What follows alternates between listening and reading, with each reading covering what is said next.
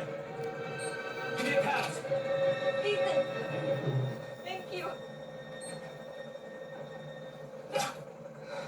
As the charger reaches 4 seconds, Lindsay's head jerks horribly. As the charger displays ready, Ethan stares in disbelief. Her eye is stuck at an unnatural angle, her face a mottled death mask. The team are stunned.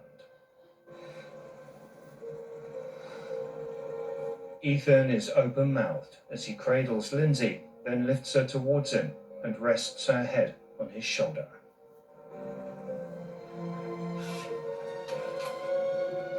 In the cockpit, Declan rips off his earphones. Luther and Zen are grim-faced. Ethan's eyes widen intensely, pressing his nose and lips into Lindsay's hair. The chopper flies out of the wind farm, heading for city lights on the horizon.